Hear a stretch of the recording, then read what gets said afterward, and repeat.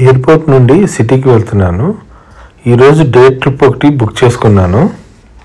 ఇక్కడైతే లాంగ్వేజ్ చాలా కష్టంగా ఉంది. ఇంగ్లీష్ చాలా తక్కువ మంది మాట్లాడుతున్నారు. నేను ఇన్ఫర్మేషన్ సెంటర్లో వాళ్ళ బుర్ర తినేసి మనకు కావాల్సిన ఇన్ఫర్మేషన్ తెచ్చుకున్నాను. వాళ్ళు పాపం నా పోరు పడలేక రాసిచ్చారు. చూద్దాం ఎలా ఉంటుందో. వాళ్ళు రాసిచ్చిన ప్లాన్ ఇదే. ఇప్పుడే నేను ఉండిపోయే హోటల్లో లగేజ్ ఇచ్చేసానండి. ఇప్పుడు నా టూర్కి సంబంధించిన మీటింగ్ పాయింట్కి వెళ్తున్నాను. ఇది మౌంట్ ఫూజీ వెళ్తున్నాను ఈరోజు సిటీ నుండి. కానీ ఇక్కడ మాత్రం చాలా ఎక్కువ ఉంది. 2 degrees ఉంది.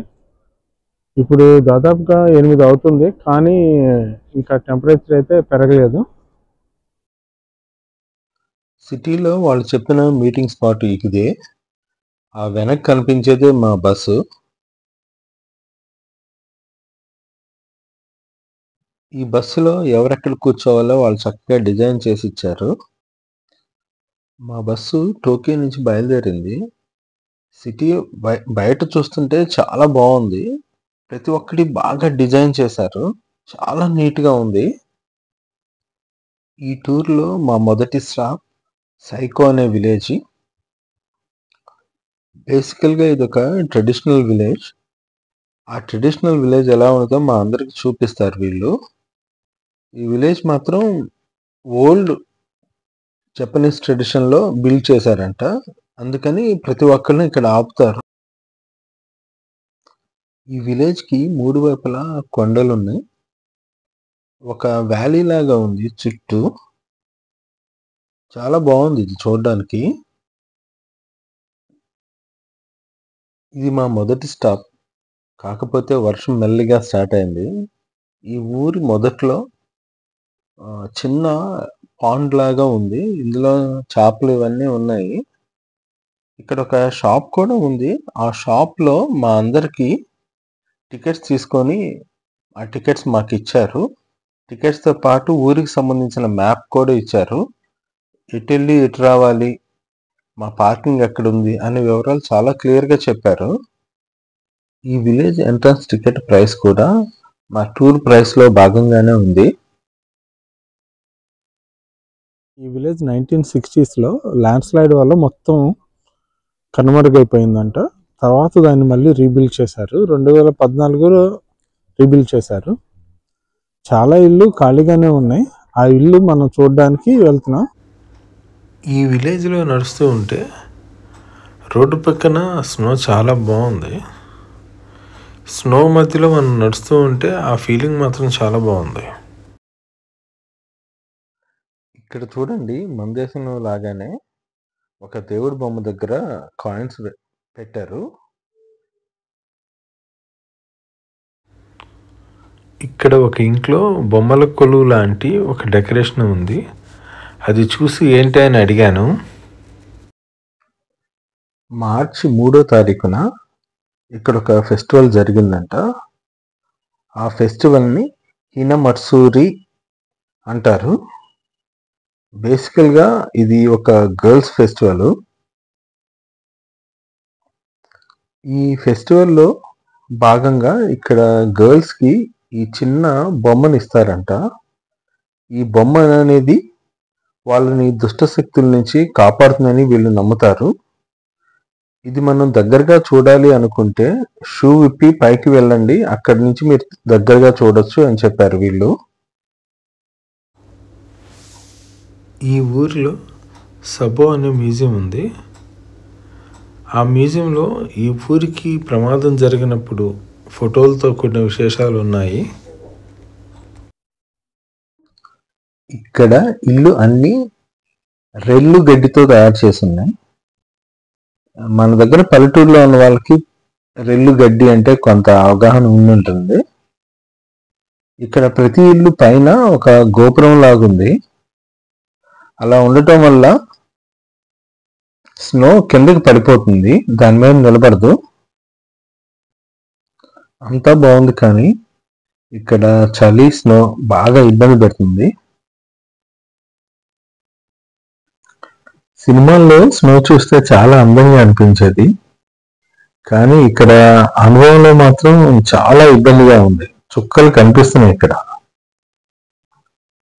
ఇక్కడ వీళ్ళు ట్రెడిషనల్ గా తవ్విన కాలువలు చూడండి, చాలా బాగుంది ఇక్కడ. టోక్యోలో మా హోటల్ రిసెప్షన్ దగ్గర చాలా గొడుగులు ఇస్తున్నారు.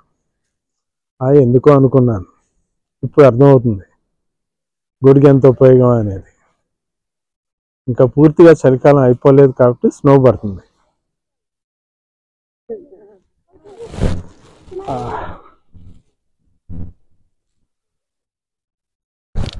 ఇలాంటివి చూసినప్పుడు మనం సపోర్ట్ చేసుకోవడానికి ఒక డైలాగ్ చెప్పచ్చు.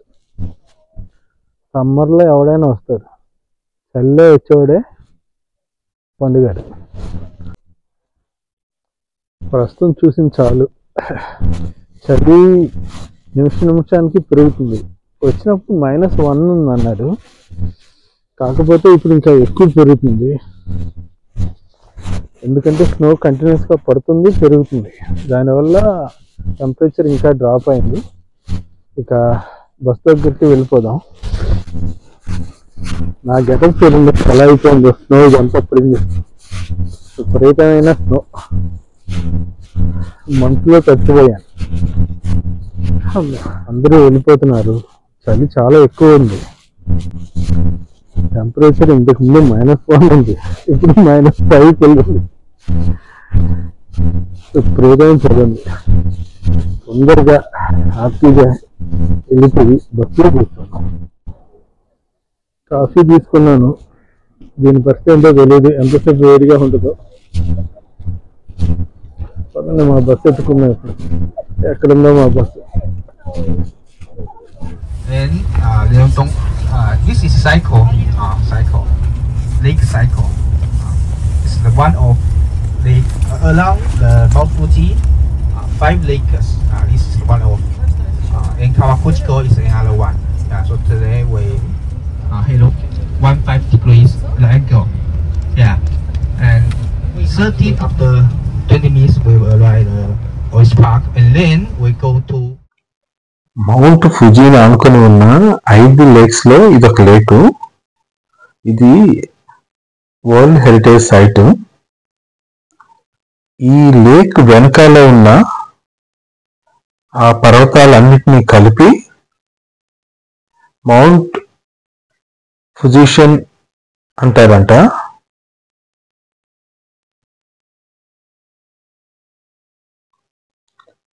ఇక్కడ ఉన్న మొక్కలన్నిటికీ 1 నెల తర్వాత పూలు వచ్చి అందంగా కనబడతాయని చెప్పాడు.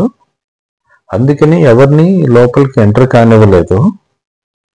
ఇది మాత్రం బాగా డిజైన్ చేశారు, బాగా కాపాడుతున్నారు అనిపించింది. ఇక్కడ ఏ పేరు చూసినా వీళ్ళంతా ఒకేలా పలికినట్టుంది. మనకైతే తేడాలు చాలా తక్కువ తెలుస్తుంది. ఇక్కడ ఐస్ క్రీమ్ చాలా ఫేమస్ అంటండి, సాఫ్ట్ ఐస్ క్రీమ్. ఈ లేక్ చూసిన తర్వాత మేము లంచ్కి వెళ్ళాము. ఇది వేల్ ఫిష్ అని చెప్పారండి, ట్రై చేద్దాం ఎలా ఉంటుందో.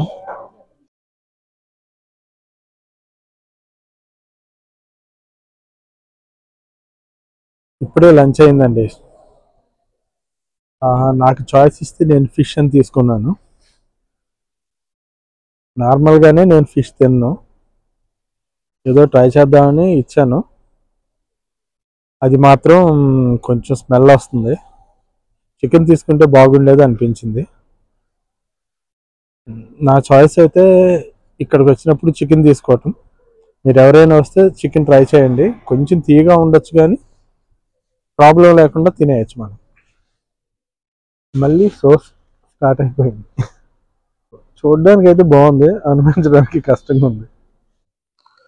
లంచ్ తర్వాత మేము ఓషినో షిబుకాసా అనే ప్లేస్కి వచ్చాము. ఈ ప్లేస్ మౌంట్ ఫుజీ ఫుట్ హిల్స్లో ఉంటుంది.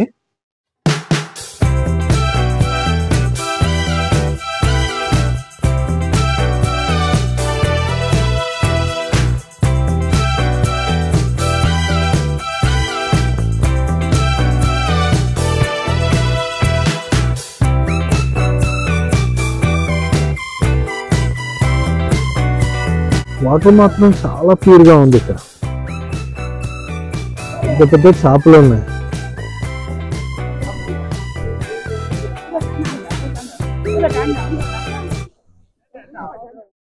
ఈ వాటర్ని లక్కీ వాటర్ అంటున్నారు. అందరూ పట్టుకొని తాగుతున్నారు. ఇది స్ప్రింగ్ నుంచి వచ్చే వాటర్ అట. తీసుకుంటున్నాను, నేను కూడా లక్కీ వాటర్ తీసుకుంటున్నాను. చూడండి, తాగుతున్నాను. నేను కోరుకున్నాను జరగాలని మాత్రం కోరుకుంటున్నాను. Thank you. ఇంత లక్కీ వాటర్ మనం తాగకుండా ఎలా, అందుకే తాగాను. ఒకప్పుడు ఈ మౌంట్ ఫుజీ ఎక్కేవాళ్ళు ఇక్కడ వాటర్ తాగి మీద చల్లుకొని వెళ్తారట. దానివల్ల ఏంటంటే బాడీ సోల్ క్లియర్ అవుతుందని వీళ్ళు బాగా నమ్ముతారు. మౌంట్ ఫుజీ ఆడవాళ్ళకి పర్మిషన్ లేదంట. 1870 నుంచి మాత్రం ఆడవాళ్ళకి కూడా పర్మిషన్ ఇచ్చారు. అప్పటి నుంచి వీళ్ళు కూడా ఎక్కడానికి అనుమతి ఉంది.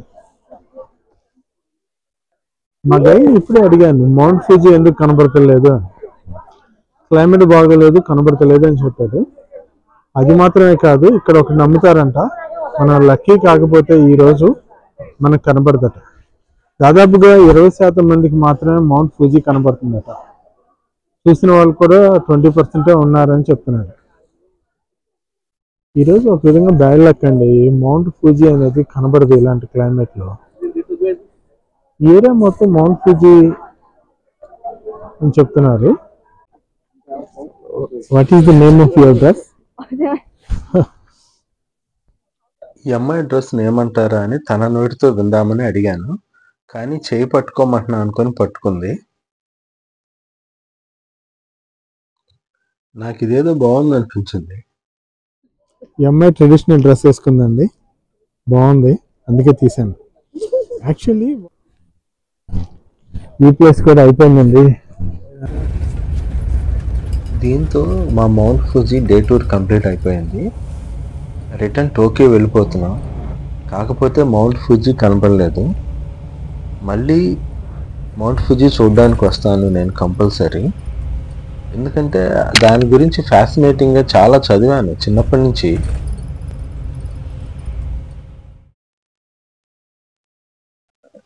ఈ వీడియో కనుక మీకు నచ్చితే లైక్ చేయండి, షేర్ చేయండి, మా ఛానల్ సబ్స్క్రైబ్ చేసుకోండి. Thank you very much.